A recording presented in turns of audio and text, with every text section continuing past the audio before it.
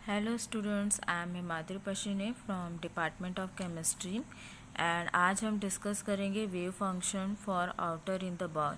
इससे पहले वीडियो में हमने डिस्कस किया था कि particle in a one dimensional box होता क्या है, और हमने उसके अंदर देखा था कि श्रोडिंगर वेव इक्वेशन के थ्रू हम किसी भी पार्टिकल के अंदर किसी भी बॉक्स के अंदर जब एक पार्टिकल मूवमेंट करता है तो उसके वेव फंक्शन को हम कैसे डिटरमाइन कर सकते हैं। और हमने लास्ट वीडियो में डिस्कस किया था कि बॉक्स के अंदर के लिए वेव फंक्शन क्या होगा।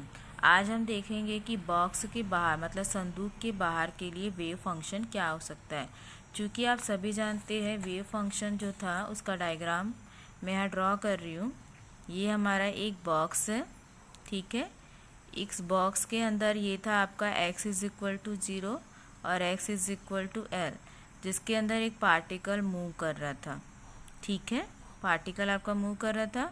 ये था आपका v इज इक्वल टू 0 और ये था v इन्फिनिटी और ये था v is equal to infinity, यही था, ठीक है। अब हमने ये देखा था कि इस बॉक्स के अंदर जो पार्टिकल होगा, ठीक है, उस पार्टिकल की फ्रीक्वेंसी 0 होगी, लेकिन बॉक्स की दीवार पे या बॉक्स के बाहर की जो फ्रीक्वेंसी होगी वो क्या होगी, इनफाइनाइट होगी। तो जब हमारी फ्रीक्वेंसी बॉक्स के बाहर या बॉक्स की दीवार पर इनफाइनाइट है, मीन्स अनंत है, तो बाहर के लिए वेव फंक्शन क्या हो जाएगा, del square psi x upon del x square plus 8 pi square m upon H square E minus, यहाँ पे क्या था, ई माइनस वी था, लेकिन फ्रीक्वेंसी हमारी क्या है, इन्फिनिटी है, क्योंकि बॉक्स के बाहर किसी भी पार्टिकल या इलेक्ट्रॉन की पाए जाने की पॉसिबिलिटी क्या होती है, 0 होती है। तो वो क्या हो जाएगा, E minus infinite psi x is equal to 0। ये था हमारा इक्वेशन 11। अब क्योंकि संदूक के बाहर V X is equal to क्या है, इनफाइनाइट है, ठीक है। यह इक्वेशन उस कंडीशन में मान्य होगा जब बॉक्स के बाहर सभी पॉइंट पर साई इज इक्वल टू 0 होगा। इसका मतलब चूँकि संदूक के बाहर पोटेंशियल एनर्जी क्या है, हमारी इनफाइनाइट है, इसलिए बॉक्स से बाहर इलेक्ट्रॉन के पाए जाने की पॉसिबिलिटी भी क्या होगी, 0 होगी। हमने आपको पहले भी बताया था कि बॉक्स के बाहर या बॉक्स की दीवार पर किसी भी इलेक्ट्रॉन या पार्टिकल के पाए जाने की पॉसिबिलिटी क्या होती है, 0 होती है, क्योंकि इलेक्ट्रॉन बॉक्स के अंदर एक्स डायरेक्शन में मूवमेंट कर रहा है, ठीक है। तो अब यहाँ पे देखिए, इसका मतलब ये है कि बॉक्स को वॉल पर, ठीक है, साई इज इक्वल टू 0 होगा, अर्थात x is equal to 0 and x is equal to L पर इलेक्ट्रॉन नहीं पाया जाएगा। क्योंकि यहाँ देखिए हमारा x is equal to 0, x is equal to L क्या वॉल है, ठीक है, संदूक की दीवार है, तो यहाँ पे इलेक्ट्रॉन के पाए जाने की पॉसिबिलिटी क्या होगी, 0 होगी, ठीक है। और पर इलेक्ट्रॉन नहीं पाया जाएगा, और ना ही s इज इक्वल टू 0 के लेफ्ट और s इज इक्वल टू 0 के राइट साइड में पाया जाएगा। इसका मतलब ये है कि ना तो इस दीवार पे पाया जाएगा, ना ही इस दीवार के बाहर पाया जाएगा। क्लियर है।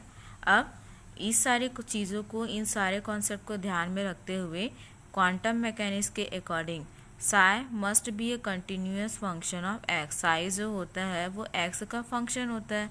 तो इक्वेशन 10 जो है हमारा, ठीक है, हमारा इक्वेशन 10 क्या था देख लेते हैं। इक्वेशन 10 था psi x is equal to A cos K X plus B sine K X. तो इस इक्वेशन 10 में ये जो हमारा ए जो वैल्यू है वो क्या हो जाएगी, 0 हो जाएगी, ठीक है, मतलब कांस्टेंट हो जाएगी। तो क्या हो जाएगा, अगर ए कांस्टेंट है मतलब वो पूरी वैल्यू 0 हो जाएगी। तो क्या बचा, psi x is equal to B sine K X. ये हमारा इक्वेशन 12 है, ठीक है। चूँकि वॉल बॉक्स की दीवार पर x is equal to 0 and x is equal to L है, और साई इज इक्वल टू क्या हो जाएगा, 0 हो जाएगा, क्योंकि वहाँ पे इलेक्ट्रॉन के पाए जाने की पॉसिबिलिटी नहीं है। तो क्या हो जाएगा, b, तो b sine k L is equal to 0, sine k L is equal to 0, ठीक है।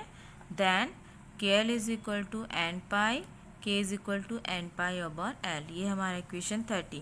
इसके थ्रू हमने क्या किया, के की वैल्यू को फाइंड आउट किया। आप जानते हैं के क्या है, के कांस्टेंट वैल्यू है, ठीक है। यहाँ पे जो एन है वो 0 1 2 3 4 5 एक्सेट्रा को डिनोट करता है। तो अब यहाँ पे हम इसके हेल्प से क्या करेंगे, जो हमारा इक्वेशन 9 था उसे हम सॉल्व करेंगे। हमारा इक्वेशन 9 क्या था देख लेते हैं। इक्वेशन 9 था del square psi x upon del x square plus k square psi x is equal to 0। चूँकि हमें के की वैल्यू पता चल गई है तो इस फॉर्मूला में हम क्या करेंगे, के की वैल्यू को पुट अप करके इस इक्वेशन को सिंप्लाइज करेंगे।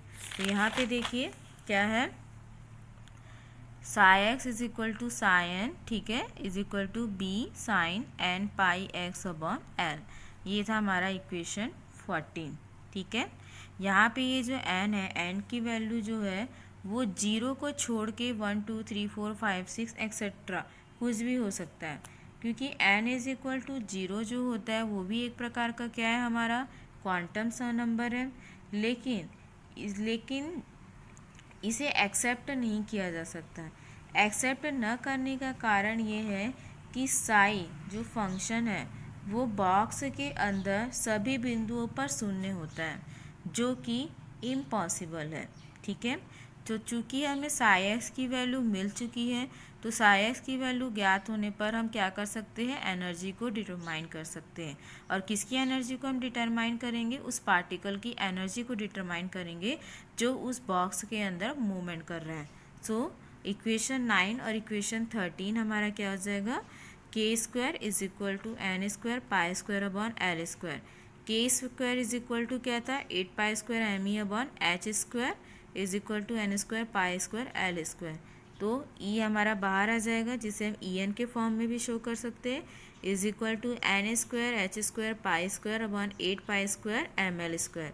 अब यहाँ पे ये जो हमारा पाई स्क्वायर है वो कैंसिल हो जाएगा, क्या बचा, E N is equal to N square H square upon 8 M L square. ये हमारा इक्वेशन 15, जहाँ पे एन जो है 0 1 2 3 N is equal to 0 1 2 3 etcetera हो सकता है। अब ये जो हमें इक्वेशन 15 मिला है, इस इक्वेशन 15 के थ्रू हम किसी भी पार्टिकल के किसी भी वन डायमेंशनल पार्टिकल की एनर्जी को डिटरमाइन कर सकते हैं। इस इक्वेशन के थ्रू हमें ये भी समझ में आता है कि जो एनर्जी होती है वो क्वांटम नंबर n के ऊपर डिपेंड करती है, जिसकी वैल्यू 1 2 3 4 से लेके इनफाइनाइट तक हो सकती है। इसलिए बॉक्स में पार्टिकल के एनर्जी लेवल को इक्वेशन 15 के थ्रू हम क्या कर सकते हैं, फाइंड आउट कर सकते हैं। क्योंकि जो हमें एनर्जी लेवल की जो वैल्यू मिलती है वो वैल्यू क्या होती है, क्वांटाइज्ड होती है। और क्वांटाइज्ड होने के कारण इसका जो हमें स्पेक्ट्रा मिलता है वो डिस्क्रीट स्पेक्ट्रा हमें प्राप्त होता है। अब आगे देखिए, जो हमारा इक्वेशन 14 है, ठीक है, में दिए वेव फंक्शन के कांस्टेंट b को डिटरमाइन करते हैं। अब हमने a की वैल्यू डिटरमाइन कर ली, अब हम b की वैल्यू को क्या करेंगे, डिटरमाइन करेंगे, ठीक है। और इसे क्या कहा जाता है, नॉर्मलाइजेशन ऑफ वेव फंक्शन, जिसे हिंदी में प्रसामीकरण भी कहा जाता है। चूँकि बॉक्स में इलेक्ट्रॉन के डिफरेंट स्टेट के लिए वेव फंक्शन इक्वेशन 14 से प्राप्त होता है। इक्वेशन 14 हमारा क्या है, psi x is equal to sine is equal to B sine N pi X L, जो कि क्या शो करता है, हमें ये इलेक्ट्रॉन के डिफरेंट स्टेट के वेव फंक्शन को शो करता है, ठीक है। तो किसी स्थान पर, मतलब किसी भी बॉक्स के किसी भी पोजीशन पर इलेक्ट्रॉन के पाए जाने की प्रोबेबिलिटी को हम और भी दूसरे तरीके से शो कर सकते हैं, जैसे कि sine square is equal to B square sine square N pi upon L X, जो कि हमारा इक्वेशन 16 है, ठीक है। और इस चीज़ को ध्यान में रखते हुए according to Born wave function, ठीक है, बॉर्न के वेव फंक्शन के अनुसार बॉक्स के अंदर किसी पार्टिकल के पाए जाने की जो प्रोबेबिलिटी होती है वो 1 होती है। 1 क्यों होती है, क्योंकि बॉक्स में एक ही पार्टिकल है और वह कहीं ना कहीं किसी टाइम, और वह एक फिक्स्ड टाइम में कहीं ना कहीं प्रेजेंट रहता है, क्योंकि वो फ्लो मूवमेंट कर रहा है बॉक्स के अंदर, कांस्टेंट तो नहीं रह सकता, पार्टिकल है तो पार्टिकल ऑब्वियसली सी बात है बॉक्स के अंदर मूवमेंट करेगा, चाहे वो मूवमेंट लिमिट एरिया में ही क्यों ना हो।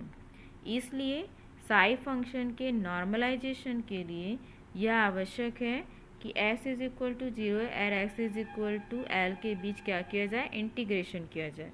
तो क्या हो जाएगा, इस फॉर इक्वेशन का जब इंटीग्रेशन करेंगे तो क्या होगा, इंटीग्रेट लिमिट क्या है 0 to L sine square D X is equal to integrate limit 0 to L B square sine square N pi upon L X D X is equal to 1।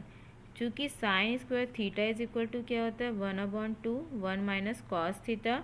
तो ये वैल्यू यहाँ put up करेंगे तो क्या हो जाएगा, और इसे सॉल्व करेंगे तो इस टर्म को सॉल्व कर रहे हैं तो क्या हो जाएगा हमारा बी, इससे मल्टीप्लाई होगा, साइन थीटा की वैल्यू यहाँ पुटअप होगी तो बी स्क्वायर अपॉन 2, ठीक है, इंटू होगा तो बी स्क्वायर अपॉन 2 हो जाएगा, और ये हो जाएगा 1 minus cos square theta 2 and pi upon L D X is equal to 1। अब हम इसे और सॉल्व करते हैं और सिंप्लीफाई करेंगे तो क्या हो जाएगा, बी स्क्वायर अपॉन 2 बाहर निकल जाएगा, इंटीग्रेशन किसका होगा D X minus integrate cos X cos 2 and pi upon L X D X is equal to 0। इसे अब जब हम सॉल्व करते हैं no B square upon L, L is equal to 0 जो कि हमारा लिमिट था इज इक्वल टू 1। तो B square L upon 2 is equal to 1, B square is equal to 2 upon L, B is equal to root 2 upon L. ये था हमारा equation 18। तो जो हमारा कांस्टेंट बी था उसे नॉर्मलाइजेशन के थ्रू, ठीक है, हम क्या कर सकते हैं, फाइंड आउट कर सकते हैं।